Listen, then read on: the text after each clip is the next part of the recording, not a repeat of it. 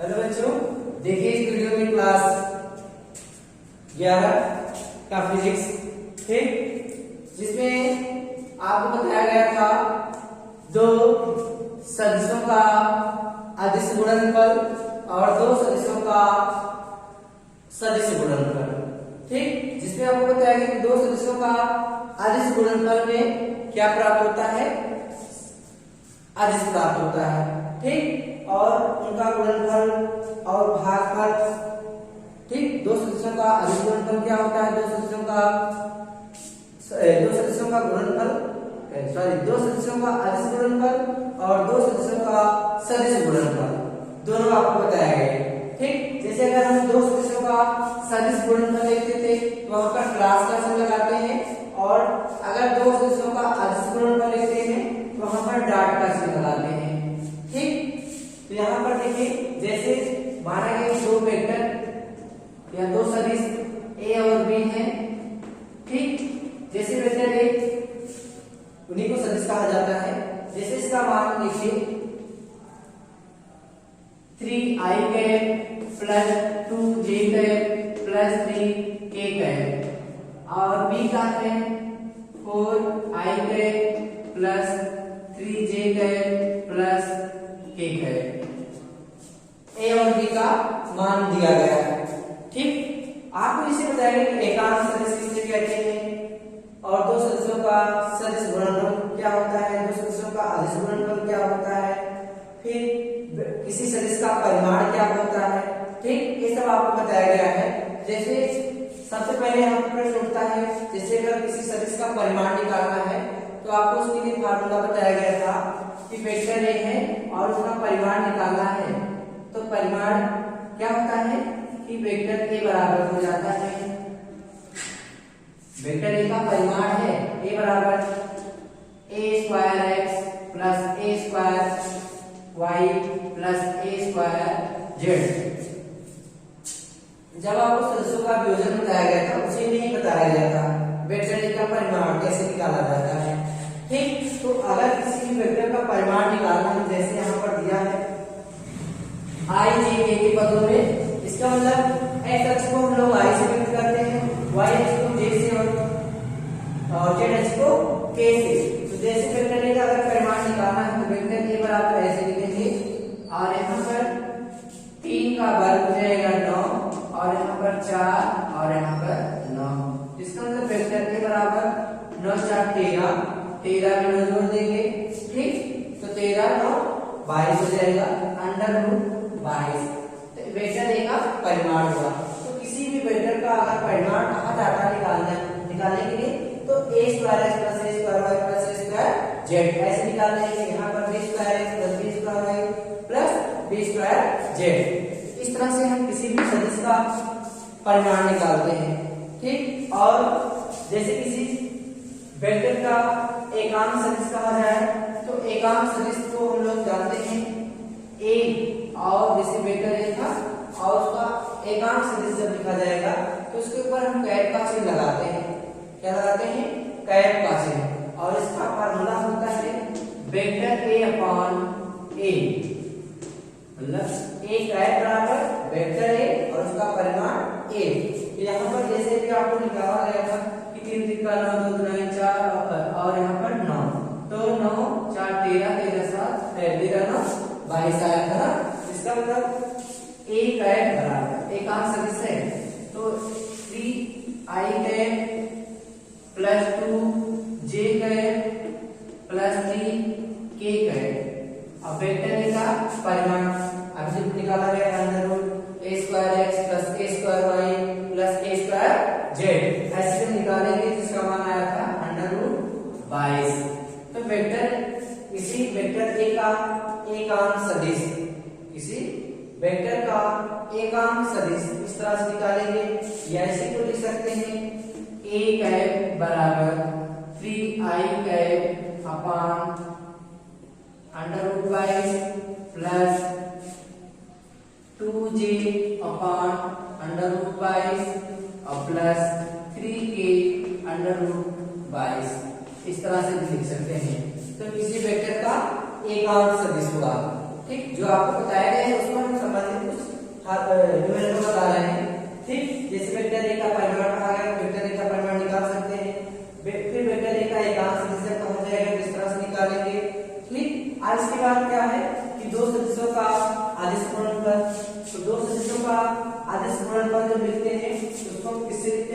फिर 12। ठीक, जैसे vector A dot vector B. ठीक, यदि इनके बीच का कोण भी ज्ञात है तो ए बी कॉस थीटा लिख देते। ठीक, ए बी कॉस थीटा। लेकिन यहाँ पर क्या है, सिर्फ ए और बी का मान दिया गया है, तो उनका अदिश गुणनफल क्या होगा। ठीक, तो उनका अदिश गुणनफल क्या होगा, तो सिर्फ हम गुणा कर देते वेक्टर ए का वेक्टर बी से। जैसे पहले लिखेंगे 3 I cap plus 2 J cap plus 3 K cap.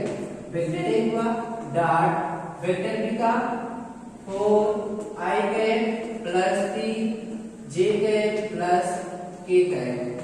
ठीक, अब इनका अदिश गुणनफल, जैसे आपको बताया गया है कि आई डॉट आई का मान क्या होगा, अगर वो अदिश गुणनफल है तो 1, जे डॉट जे का मान 1 और के डॉट के का मान 1, और इसके बाद जो भी मिलेगा उनका मान 0 होता है। कब, जब वो अदिश गुणनफल होगा। ठीक, देखिए यहाँ पर 312 आई डॉट आई, फिर 3 से इसमें करते हैं 3 त्रिका 9 आई डॉट जे, फिर 3 एकम 3 आई डॉट के, फिर इससे करते हैं 2 चौक 8 जे डॉट आई, फिर प्लस 4 गुना है 3 9 6 जे डॉट जे, फिर प्लस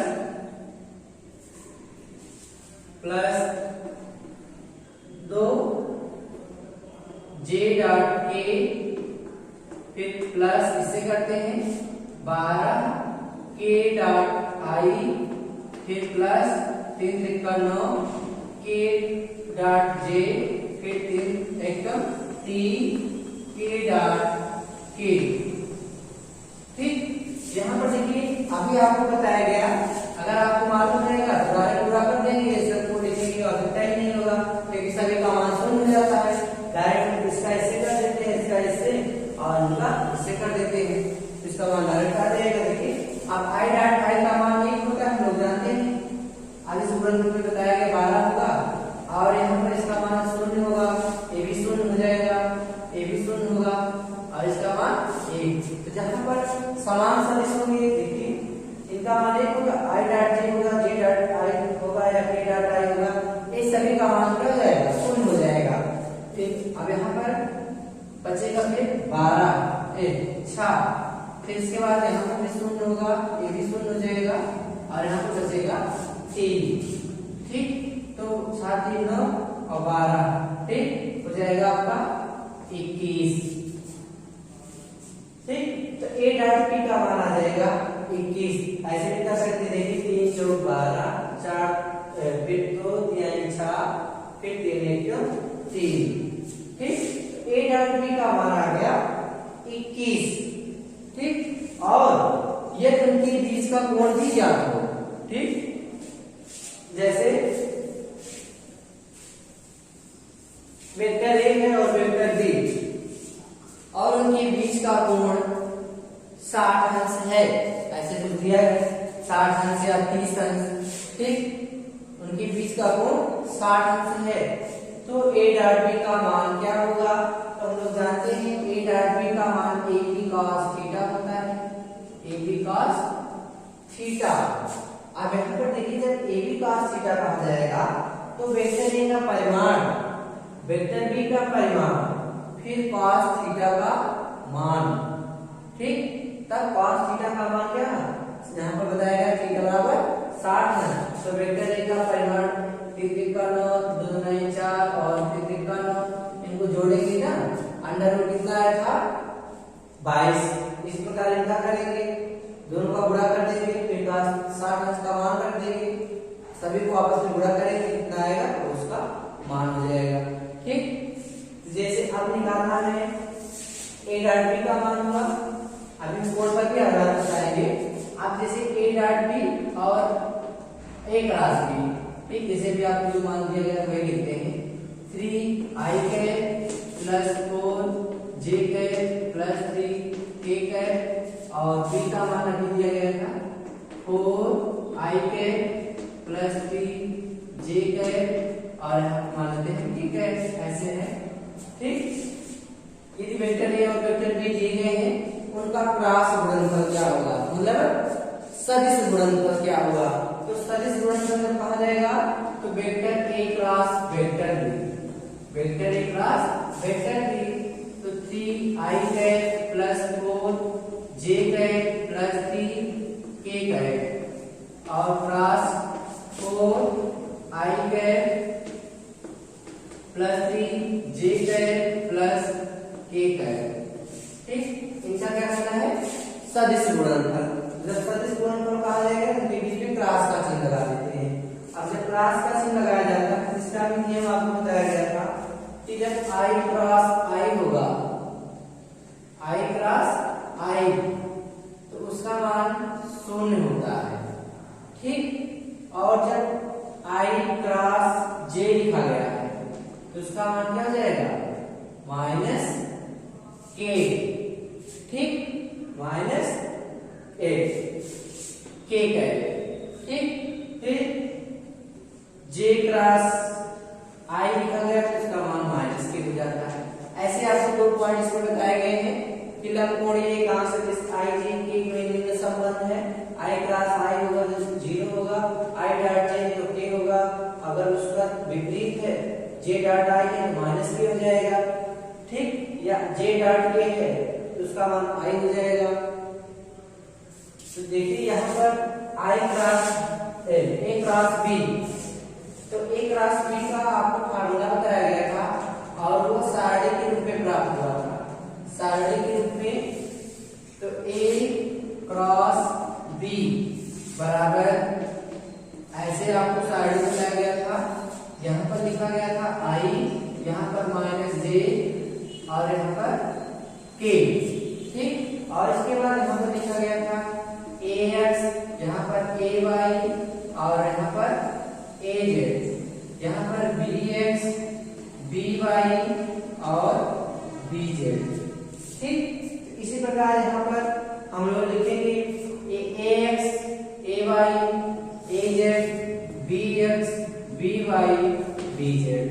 ठीक, तो देखिए तो x जो है i का मान होता है ना, जहां पर i होता है वो x को दिखाता है, जहां पर z होता है y x को दर्शाता है, जहां पर k होता है वो z x को दर्शाता है।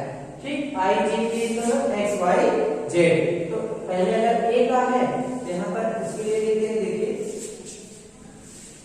a क्रॉस b बराबर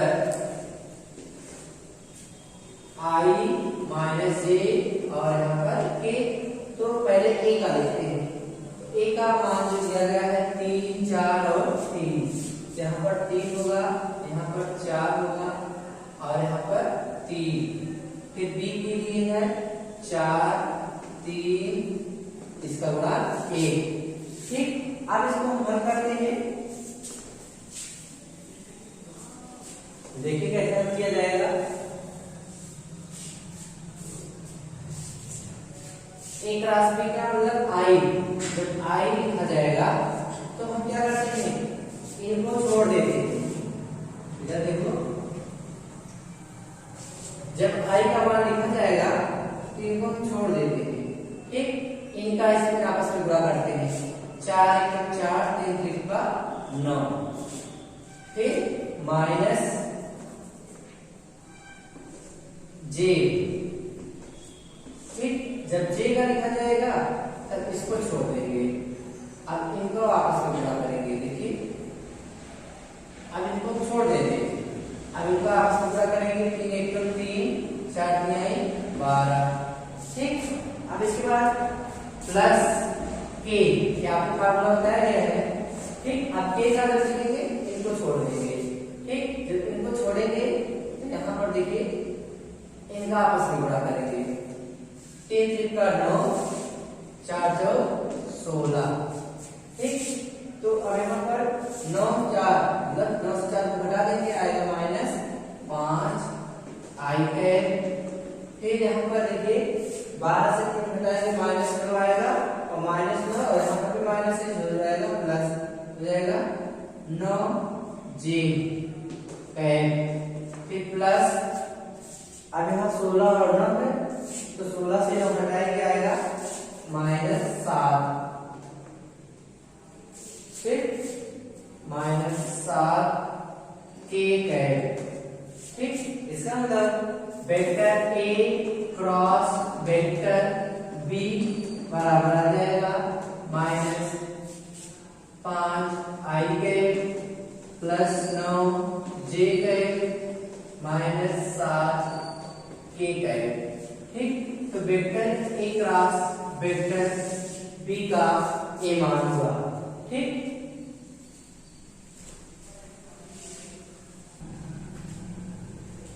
ठीक, इसी पर आधारित क्वेश्चन में और देखते हैं।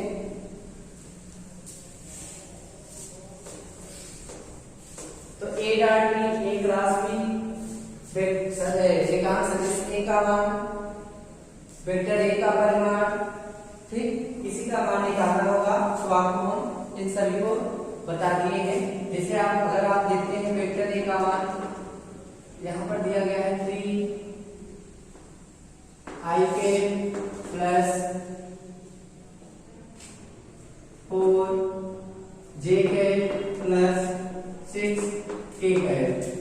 ठीक, और वेक्टर b का मान दिया है 2 i के प्लस 5 j के प्लस 3 k के। ठीक, अगर यहाँ पर पूछा जाए कि vector a cross vector b या वेक्टर a का वेक्टर b से सदिश गुणनफल। ठीक, वेक्टर a का वेक्टर b का सदिश गुणनफल होगा उनको हम डॉट प्ले करके क्रॉस से दिखाते हैं। ठीक, और a क्रॉस b का जो फार्मूला बताया गया है एक सारिणी के रूप में प्राप्त होता है और एक i कैप है और यहाँ पर माइनस j और यहाँ पर k कैप। ठीक, इसलिए ये होगा आपका ax ay और az, यहाँ पर होगा bx by और bz। ठीक, अब इसमें हम देखते हैं ax इसका मतलब x में इसका मान 3 है, यहाँ पर ay का मान 4 है और यहाँ पर k का मतलब az का मान है 6। ठीक, और यहाँ पर b के लिए 2 होगा, यहाँ पर bx by का मान 5 bz के लिए 3। ठीक, यहाँ पर रखेंगे मान a क्रॉस b बराबर मान रखो, एक मिनट यहाँ से लिखते हैं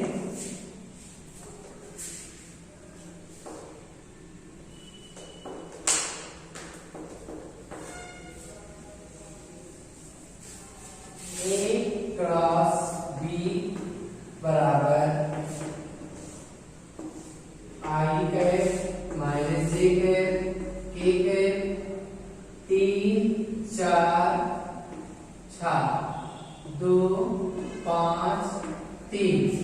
ठीक, अब यहाँ पर a क्रॉस b निकालना हमें दो सदिशों का सदिश गुणनफल। तो यहाँ पर i का पहले मान निकाला जाएगा तो i कैप जब लिखेंगे तो i का मान यहाँ से छोड़कर इनका आपस में गुणा करते हैं 4 3 12 माइनस 30 फिर माइनस j, जब इसको लिखा जाएगा तो छोड़ देंगे j के लिए जब लिखेंगे तो k त्रिका 9 7 9 12 फिर प्लस अब यहाँ पर k के लिए लिख रहे हैं ना, अब इसको छोड़ देंगे इसका गुणा करेंगे 5 तिहाई a 5 3 15 4 9 8। ठीक, अब देखिए कितना आएगा इसका मान, तो a क्रॉस b बराबर 30 12 यहाँ पर घटाएंगे 30 से 12 को आ जाएगा आपका माइनस 18 i कैप। ठीक, फिर इसके बाद देखिए माइनस है j और 12 से 9 घटाएंगे माइनस 30 हो जाएगा प्लस 3 j कैप और 15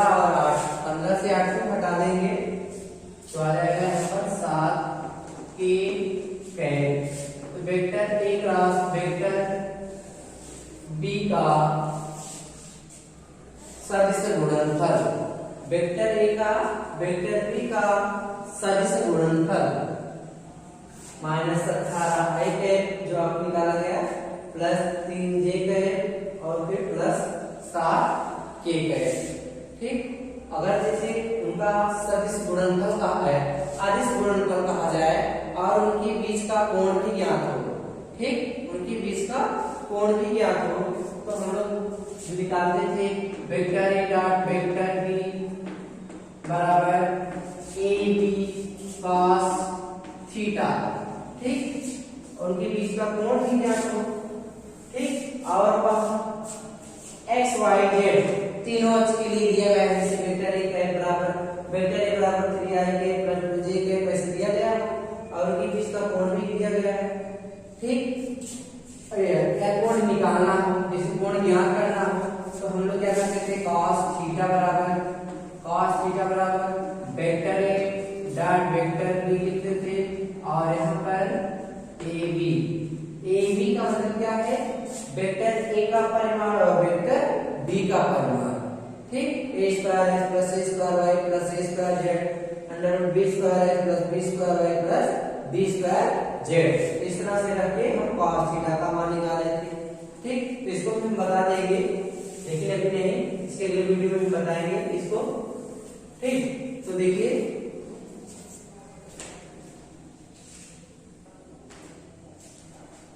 हाँ, तो देखिए बच्चों, आपको इसमें हम दो सदिशों का सदिश गुणनफल और दो सदिशों का अदिश गुणनफल, एकांक सदिश पर संबंधित लगभग 3-4 क्वेश्चन बता दिए। आपको इसी तरह से कोई भी वेक्टर दिया जाए और उनका अगर पूछा जाए एकांक सदिश क्या होगा, तो आप कैप के द्वारा उसका फार्मूला जो होता है उसको लिख के हल करेंगे।